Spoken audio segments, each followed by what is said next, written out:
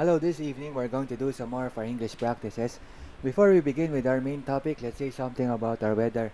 We can see that the sky is much darker than it was a while ago. Looks like this is the type of gray or black that we usually think of when we see Batman in the comics. The comics that appeared much later than the live action Batman, where you got the holy cow Batman, Robin saying stuff. And this is a much darker kind of blueness in the sky. Almost no blue at all, actually. Okay, so we see this weather that we got for the past few days. I think it has been quite cloudy, and a while ago it rained. I'm thinking tomorrow it'll also be cloudy, and there's a possibility that it will rain, so we gotta be careful. Today is Friday.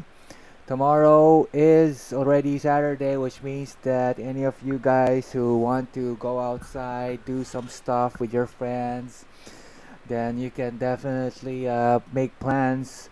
Hopefully not tomorrow. I do remember that our video for today from Mr. Okamoto Ishiki, his live video, is about his life in Malaysia.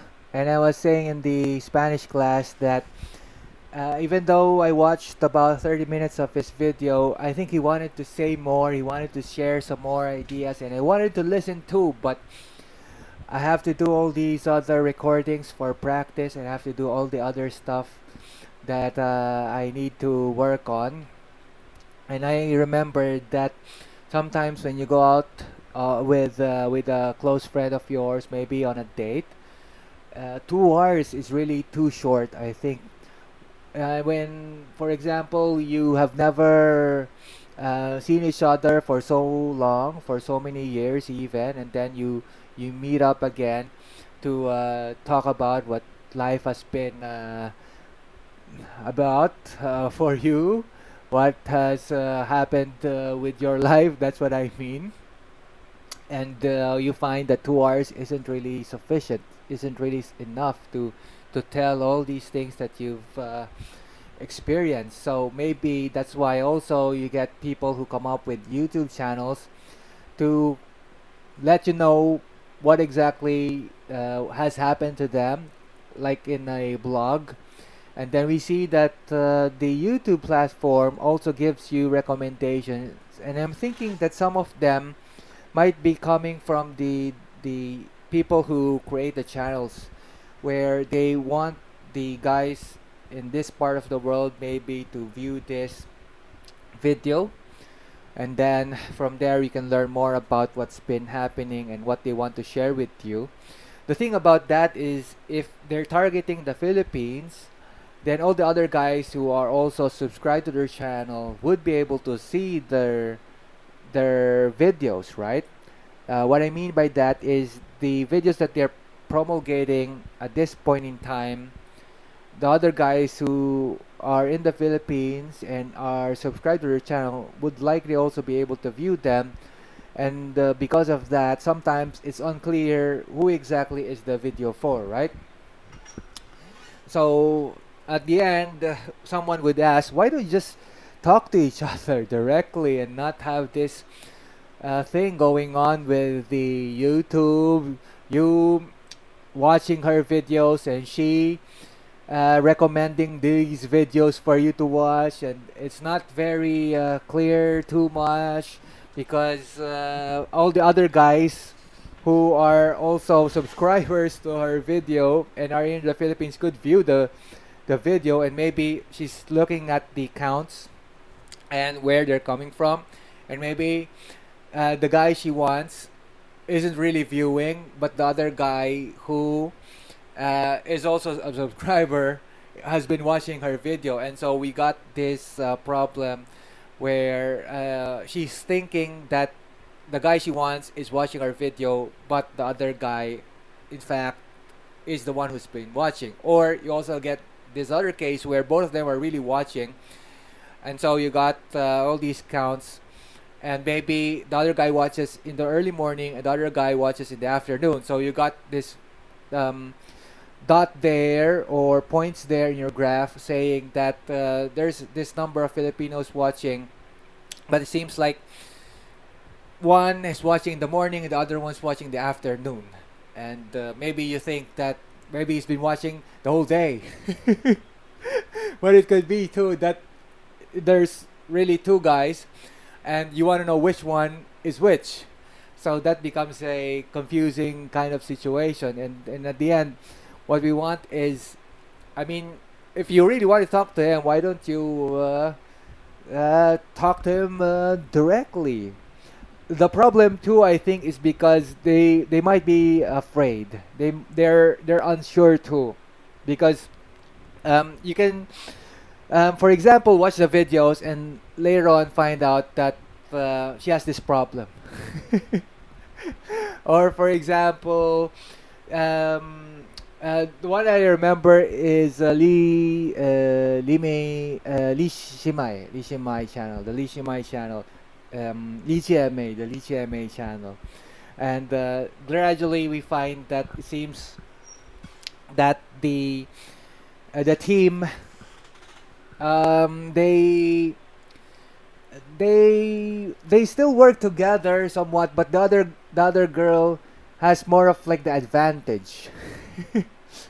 And the videos that the other girl shows us, Shishan, is like, what am I gonna do? She has all these cool guys going after her, and actually she's married, but um, she's too strong in the sense that she can learn Japanese so quickly. She speaks Chinese, she speaks English, and me, I don't read books at all. I read manga, but I can't speak English that well. And my Chinese, even though I passed the level 6 in HSK, I can't really speak it very well too. So when I'm with her, all the other guys look at her more because she's like, she has all these abilities, and me, I don't have those. So what she's been focusing more is maybe if I look well, then it will be all right. But if you're the type of person who really listens to the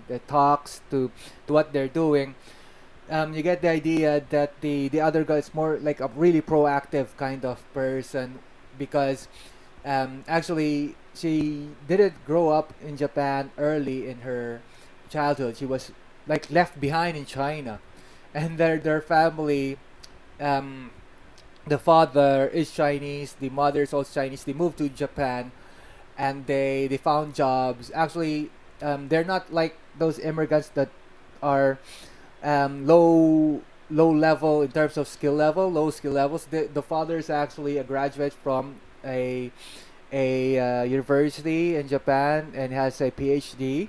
And then her mother came to Japan also for graduate studies, but ended up working also at a onigiri, kind of like onigiri factory, I'd say.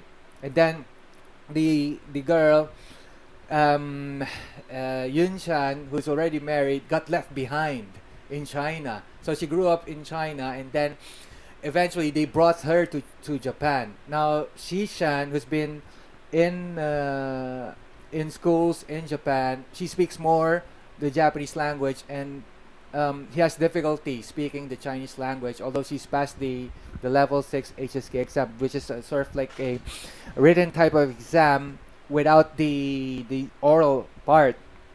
And then the elder sister, actually, Yunshan, who got left behind, she's been around in other places too, and she's able to speak English as much better than Shishan, and she was able to learn the language, the Japanese language, with the regional dialect too, much faster, it seems.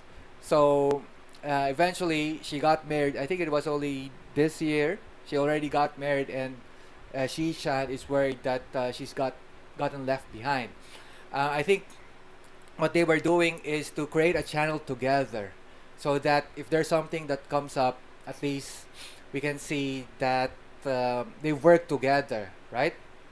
And the thing is, well, Shishan has found a job in the Tokyo area, so they're from the Kansai area. She moved to Tokyo, and then I think once or every 2 months, Yunshan, her elder sister, visits her, and then they come up with a video. And then meanwhile, while she's working at the other company, which I think she didn't really say out loud what she's doing there, but maybe likely one of those um, contractual or non-career type of jobs, because we know that usually if you're career oriented, I'm thinking that maybe you'd likely have to um, read a lot of books and study really well, because when we hear her story, she says that well, she doesn't really like reading books. She doesn't read books as much. She didn't study as well in school. What she does is read manga, these things, and seems like eventually the videos that we find are more of like her elder sister really having the advantage over whatever stuff that they do, and eventually maybe it looks like she's never gonna marry anymore. So that type of series of videos that we get from them is really quite interesting. Although eventually people, when they catch the idea, right, prefer something else, because okay, we know that you need to study, you need to learn the language and speak it much better, and maybe surpass your elder sister. And that way you can get a guy, you can do so much better than her, right? But if she keeps on staying with the way she is, where, well, I don't really want to study, I don't really want to read like novels, books, and things like that. I just want to be who I am right now. Then she'll just continue on having this problem where her sister, elder sister, just surpasses her in every way. But in certain videos, you see that her elder sister, because she didn't grow up in Japan, would have these quirks, and I actually catch those quirks too. For example, at the start, her pitch is too high, so that there's something strange about the way she speaks.